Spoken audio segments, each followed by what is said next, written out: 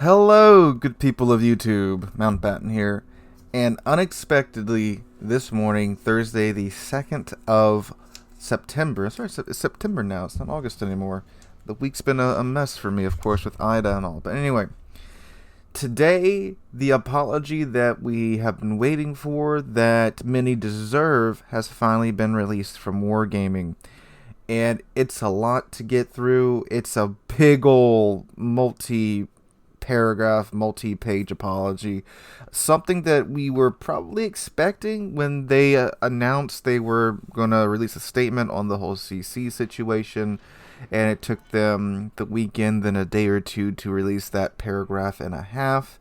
This, on the other hand, is a proper apology with everything that they are going to change laid out in detail in this one dev blog post, which there will be a link to this in the description down below if you want to read along as I read aloud, or if you want to check it out for yourself, which I highly encourage you to do. So I have actually read through this already because it's massive and it goes into detail in terms of what's going to change and what their plan for the future is. So let's go ahead and dive right on into it. I will, of course, read through it fully, then go back and give my opinion on each individual section. So it's going to be a long one. Let's go ahead and get going. Important message for the community. Dear players, lately a lot of you have been upset with various incidents or decisions, as well as a general state of things in the game and community. Before we continue, we want to apologize to all of you, players, content creators, moderators, testers, and other volunteers, to those who support us and those disappointed with us. Everything that happens within the game and the community is our responsibility, and we are sorry that we let the situation come to its current state. We want to take this opportunity to be more transparent about how we will take actions to improve our internal processes and our relationship with you. It will be a long read. You will see items of different scales and with different times required to see results. No doubt more news and announcements will follow, so please don't treat this as a final plan and the ultimate solution to everything. Instead, please treat it as a list of things we're currently working on and a way to show our intentions to make our game and community a better place. Also, please note that it is not comprehensive, as many other measures are revolving around internal processes. Monetization. What Warships is a free-to-play title following the game-as-a-service concept with substantial monthly updates and a constant evolutionary cycle. To support this model, we rely on a multitude of monetization tactics considered to be standard practice in the industry. While we believe it's unreasonable to expect us to discuss our monetization strategies in all but the most general terms, this is business critical information. We do understand that there are specific details that are a cause of concern for some of you. We will address them as best we can below. Random mechanics. As a business, we always follow laws and comply with new regulations as they appear. Therefore, our position on containers and random bundles is always consistent with government's decisions on this matter and will keep being so. In some cases, we will even try to work ahead of industry practices. We are aware that there are slowly progressing trends to regulate the digital space more and more, to catch up with technical solutions and business models built on them. With that in mind, we appreciate your feedback and commit to the following. From now on, for all new ships, if they are being distributed via containers or random bundles, there will be an alternative way to obtain them. Methods may vary and may include time gating, i.e. early access or time delayed offers, direct purchases, completing in-game activities, etc. Drop rates. We plan to publish all drop rates for all containers and random bundles and are already working on it. It will take some time, but our hard commitment is that it will happen over the course of the next year. Return of Missouri. The initial concept of the event was perceived negatively, and we should have known better. The case was a learned lesson for us, and we added an alternative way to purchase the ship. We're also addressing the situation with the ship's earning to make sure that those who own Missouri before 10.7 will on average receive not less credits than before the changes to the ship's economics. We're grateful for the battles you played. These helped us to collect sufficient data. This amount of data allowed us to add a plus 10% bonus to the Special Missouri Combat Mission from 20% to 30%. That's on top of them changing it from, I think it was 7%, then it went to 20%, now it's going to 30%. Additionally, we will issue appropriate amounts of credits to all the affected players as a sign of appreciation. Details will be published in the dev blog separately. Summer Sale. Unfortunately, we made a translation mistake in a sensitive description. We fixed it ASAP, and to protect you from such mistakes in the future, we will add additional checks and approvals to our internal processes. If anything like that happens again, we will offer refunds to all of the affected players. We did it before, and we will do it again to make sure that you are compensated. We will also pay more attention to the positioning of such events. For example, many of you stated the term sale suggests direct discounts on in-game items. Age ratings. We've already added disclaimers about in-game purchases with random items to our PEGI ratings. We're also in touch with other rating organizations to adjust our ratings everywhere in a consistent way. While our game was never popular among minors, and we adhere to legislation in all countries where we publish Warships, we plan to go beyond what is required of us by laws, and we are working on our own in-game measures to additionally protect children who interact with our game. We will share more details on this point once we're ready to announce them. Feedback. One of the main topics we want to address is how your feedback influences the game. Regrettably, it was not always clear how we use certain types of feedback and where it fits into our decision-making processes. We've always taken into account, but looking back, we see that in some cases it was not balanced well enough against other equally important sources of information. Large volumes of data in the team's creative vision of the game. We want to change the situation and make sure we pay more direct attention to your suggestions and opinions while also giving you more insight into how the decisions are made, things we are considering and evaluating right now. More reaction to feedback on ship balance. We know there are several ships you want to be addressed. We'd like to confirm balance changes are planned for Zal, Petropavlovsk, and FDR in 1010. Moving forward, we will try to increase the promptness of addressing released ships in a similar way, and when it is not possible, for example, changing a ship will move it out of the interval of normal performance, we will put more effort into giving your insights and explaining our reasoning. Aircraft carriers. Despite many other things happening in the game, we haven't forgotten that there are still questions to be answered regarding CVs. We've implemented a lot of changes to this class since the rework, but we acknowledge more changes may be needed. CV spotting is a good example. We conducted several tests before and did not find a good adequate way to address it. That does not mean we will not continue to improve it. It's not something that can be done quickly. Please keep that in mind.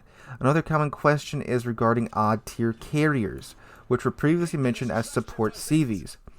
Right now, they are in an early prototyping stage, developing document concepts, and we want to honestly tell you they are not to be expected in 2020. New gameplay experiences.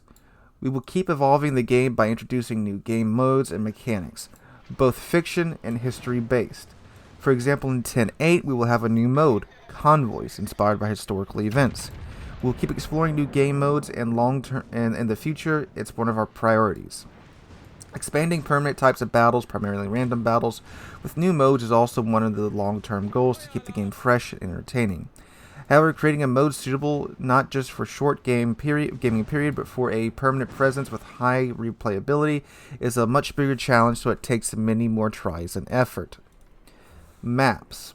We've slowed down with adding new maps to the game recently because the team focused more on the game's visuals in general, updated visual effects, new water, and other improvements, as well as introducing a whole new level of underwater world. That said, in 2022, at least one new map will be released, and another one has some chances to make it in time. Spoiler, we're also going to try a new mechanic with the first of these new maps not previously used in the game.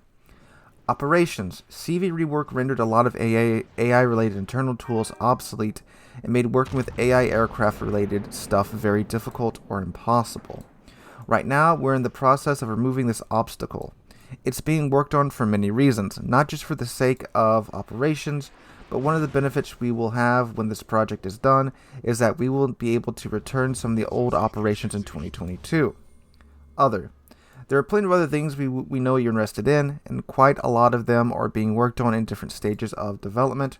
We haven't forgotten that things such as secondary builds for cruisers, the update to some of the old ship models, Tier 4 CV tuning, Huron coming 2022, West Virginia 44 coming 2023, addressing the chat system, improvements for ranked battles, and many other small and not so small changes to the game that will make your experience with it better. Communications. We are a large distributed team of over 500 people working across more than 4 countries. Come from all walks of life, culturally varied, and hindered severely by the pandemic from traveling to see each other in person to be able to align on certain matters. We are bound to have organizational challenges in the realm of communication. However, these internal challenges should not be visible, much less influence the player experience. Improving communications is a never-ending process which needs to be evolutionary and not revolutionary, so you will see those improvements incrementally over time in many areas, rather than as a one-time institutional overnight change, but we want to address a few specific points you pointed out in this area. Community Contributor Program. When we created our CC program, our goal was to help talented folks interested in our game create content and grow their channels.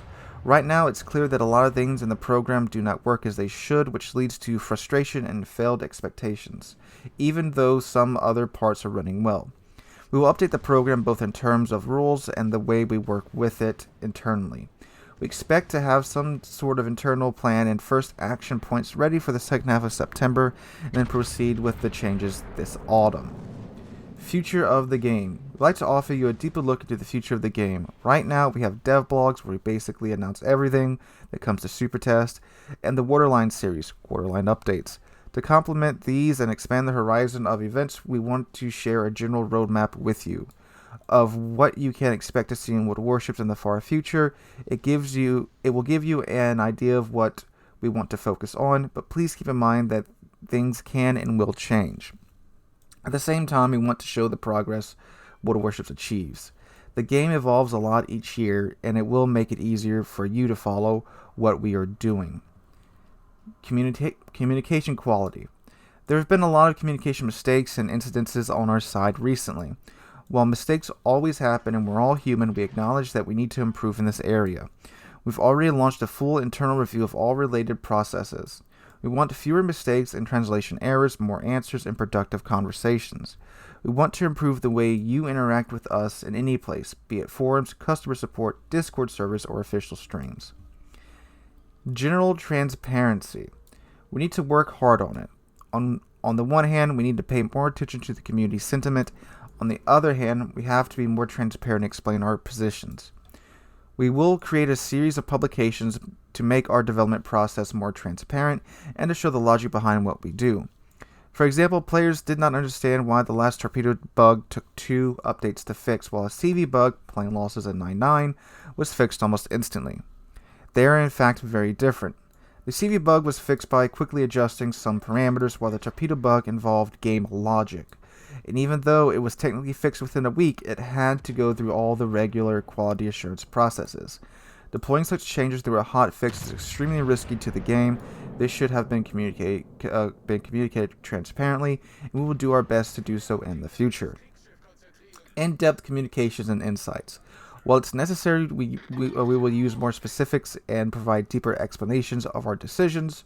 For example, we implemented the system for CVC, ship bans, which helped us to keep the meta fresh, and want to tell you more about how and why we use it, and it's something that our hardcore players are interested in. All of it is just our current first plan. We will keep looking for other points of interest and challenges. We want to show you our responsibility, care, and desire for the game by the way we communicate through our actions to make the game better for everyone. A final word on passion and communication. While we are working hard to improve the way we communicate and interact with you, we want to take a moment to address your passion and the way that we communicate with each other. We know that you care about the game a great deal and ask you to remember that these are people. community managers, support staff, developers, and volunteers that read your communications and post, wherever they may be made. While we as a company certainly need to work on the way we communicate with you, we ask that you treat the people you interact with fairly and with respect. Your voice will carry as much or more weight with them if you present your feedback and opinions as in a reasoned and constructive way. Yours sincerely, Victor Bodovsky, Publishing Director, Andrei Lisak, Development Director, Warships Team. Okay, so off the bat, this is the best response I think Wargaming has ever given to a situation beforehand. Now, granted, there's never been a situation like this before, and you can tell they took time to go over this. Well, they took time to create this, go over the issues, address it point by point, and this is probably one of the best or better translated things they've put out. There actually wasn't very much difficulty with reading it or the common little grammatical mistakes. It's a lot better just on that note right there. So let's go ahead and go through each section, and I'll give you my 2 cents on each section. So monetization. If they really do carry through with what they say here, I think it's a massive step in the right direction from the monetization standpoint. So the random mechanics. I very much like that they said that they are going to offer an alternative way to get a ship if a ship is offered in random bundles or containers or what have you, like they did with the Missouri. Now, I said when they went to move the Missouri into the campaign, to where you play through it, and then at the end you can buy the Missouri. I still hold my opinion that if that was the original way that they were going to reintroduce the Missouri, that would have been the best way to do it. You play through the web campaign, at the end, you're able to unlock the Missouri for purchase. Simple thing. And if they want to include it in random bundles where, hey, if you want to take your money and take the chance of maybe getting the Missouri in a few containers rather than having to play through the web campaign, go ahead. I think having both options is a fair point for the game, especially, again, considering that the game is free to play and doesn't need to make money, as long as there's an alternative way to get the ship without having to go through a gambling system. Now, the campaign being locked behind a 2-week time lock is a little more iffy in my opinion. If you could just play through the campaign at your own pace, let's say just grind it out in a day or two, get your Missouri that way, fine. And there is the whole thing having to contact customer support. That is a little silly, again, in my opinion, and I don't see why they just couldn't give you some token to unlock it in the armory, to where the armory required you to have 19,000 doubloons and one, I don't know, Missouri token or whatever. But if they can improve upon that and do something like I just said, where you can just grind through it at your own pace and get the ship in a day or two, rather than going through random boxes or loot boxes or random bundles or what have you. Drop rates. That's something I've been saying for quite some time. They need to publish all drop rates for all containers, whatever events going on. They need to publish the chance of you getting that item. Good. Return Missouri, we already touched on that. Summer sale, again, they're sticking with their story that it's a translation mistake. And what I think happened is they translated it from Russian to English and then to English into those other languages, those 13 other languages, and it's just gross negligence. And that's what they're sticking with here. And if what they say is true and they improve their translation and they have it go through more checks than however many that original post went through, which I'm suspecting is probably 0. Good. Age ratings, we talked about this yesterday. We talked about this on Tuesday. You can go watch that video to get my full explanation on that. I normally would touch on it, but we're already at like a 20-minute video. Feedback. So big takeaway from the feedback. Zal's getting a buff in 10.10. I mean, they don't say it's getting a buff, but there's no way the balance changes planned for Zal is a nerf. So good, Zal's getting a buff. Petro's getting, I'm assuming, a nerf at 10.10. And FDR, I'm not sure if they are referencing the nerf that was discussed, was it 3-4 days ago concerning FDR? Or it might be getting another one on top of that in 10.10, which is something the player base has certainly been asking for. CVs, I do like that they're being honest about the odd tier CVs, saying that don't expect them in 2022. Honesty is good in my opinion, but it's also nice to know that they are still working on them to some degree at least. And it is really funny that they do admit that they just couldn't find a good way to handle CV spotting.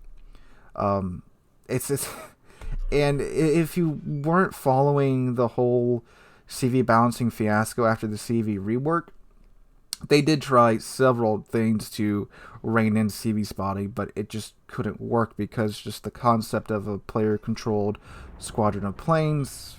I mean, they can fly over whoever they want to, however long they want to, until their planes get shot down. There's not really much you can do about that, but who knows in the future, maybe they will be able to come up with something for that. New gameplay experiences. So they talk about maps here too. And like I've said before, it's no surprise that no maps have come out the past year, because I imagine the crew that work on maps also were working on the underwater world, and that's making, basically a whole nother map for every single map that's already in the game. And I seem to understand that, and most of the people I talk to seem to understand that, but there is, of course, a very big push for new maps, and sure, we do need more maps, and we're getting one in 2022. And they say one in 2022, and then maybe another one in 2022 as well. And that one's going to have a new mechanic that's never been done before on a map. So maybe that's that destructible environment that they released the video on like however long ago. Maybe it's a true day-night cycle, which would be freaking awesome. Hopefully it's one of those two things. And they did say they are trying to create a game mode that's can be added to random battles and add in another mode there, which would be very good. And of course, it's very good for replayability because, random battles, we've got really two modes that people are okay with. Epicenter's like, most of the time. But a new mode for random battles would definitely be much appreciated. Operations. This is something that a lot of players were asking about, and I was beginning to wonder about too. And what they say makes sense, and if you've played Operations, you can definitely see this taking place. So, the CV rework completely screwed up AI. If you played Operations or co-op, I think until maybe 4 or 5 months ago, the CVs there, they couldn't attack because the AI didn't know how to because of the CV rework. They would simply fly over you. And I think at one point, they didn't even launch planes. So trying to play an operation like Raptor Rescue when the CV can't do anything, though the AI-controlled CV literally can't do anything, it's kind of pointless. So they do say they're trying to create, what would they say, new software or new tools to work with the CVs and the CV rework with the AI. And now, yes, the AI can fly and launch attacks at the planes, but they're not very good at it if you haven't played co-op recently. So that makes sense there. And again, they talk about West Virginia 44 and the Huron coming out soon, and they're working on updating some old ship models and tuning Tier 4 CVs, which is very much needed, because double CV games down there at Tier 4 are definitely very common, and a whole lot of ships down there don't have a lot of AA. Alright, communication. Big takeaway from this is that they're working on revamping the CC program. It'll be interesting to see if a lot of the CCs that left will come back. I'm not really sure. I'm pretty sure a lot of the bigger ones probably won't, but some interesting news there. And overall from the communication, the rest of it is they want to be more transparent. And if this turns out to be true, great. This is definitely what we needed. Like with the torpedo bug, if they had explained that, that would have definitely cut back on a lot of the outrage over the time that it took to fix it. And here they explained that the CV bug was an easy fix for them. All they had to do was adjust a couple of in-game numbers and some parameters, but the torpedo bug involved actual game logic, which is like coding and stuff. That's a much longer fix, and yes, that you have to very thoroughly test that, because you screw up one line of code, you screw up something else, and then your whole game's just a mess. So that makes perfect sense. If they had explained that a lot sooner, then we wouldn't find ourselves in this situation with the torpedo bug, where people would just think it's just Wargaming being lazy and not fixing that. But meanwhile, of course, they fixed the CV bug like that, because again, it's perceived that the CV is Wargaming's blessed class at the moment. So again, transparency here would have fixed this issue. So that's just my 2 cents on some of the bigger parts of this statement. So overall, Wargaming, if what you've told us is true, and you stick to it, and you learn from your mistakes, then you're heading in the right direction. Now, is this going to fix everything with the community? Probably not. I don't think this is going to win everybody over. It's going to win some people over, and again, I think it's a very good first step in the right direction of a new direction for Wargaming, a new direction for the community and the relationship between the community and the company, if they stick true to their word. Now, of course, there's probably already people typing in the comments, well, Wargaming never follows their word. That's not entirely true, because that statement's mostly built upon 3 main things that supposedly Wargaming has said in the past. 2 of those 3 things have never been stated by Wargaming. I've done a video on this, and the 3 things are there will never be guns bigger than 18.1 inch in the game, we will never sell high-tier premium ships, and there would never be submarines in the game. The never submarine line is the only one that someone from Wargaming has actually said. The other 2 are just myths. I did a whole video on that with evidence and research to back that up. If you want to go check that out, it's called like Wargaming's Broken Promises or something. But that being said, should we just be giving Wargaming the benefit of the doubt here and believe that they're going to follow their word? No, of course not, especially with what's happened recently. So, Wargaming, you've done a great job setting yourself up for success now and coming out of what has probably been the greatest PR disaster of your company's existence, at least in terms of World of Warships. You have to follow through with it now. And again, if you follow through with this and you actually do everything that you state in this article, then good job. But you got to get there first before you really earn people's trust back. So my question to those of you watching right now, and I want to wrap this up here pretty quickly because we're getting on like a 30-minute video. Is this a good enough apology for you? Do they address the problems that you have with the game in this statement? Let me know in the comments down below. If they don't, let me know again, what did they miss out on? What did they mention? And what would it take for you guys to trust Wargaming again, if you even trust them at all in the first place? So I hope you guys are having a wonderful Friday. I will be live streaming right here tonight on the channel from 5 p.m. U.S. Central Time to 8 p.m. U.S. Central Time. Hope you guys come out and join us for that. I will also be on Twitch as well around the same time. Hope you guys enjoyed. Hope to catch you guys in the next one.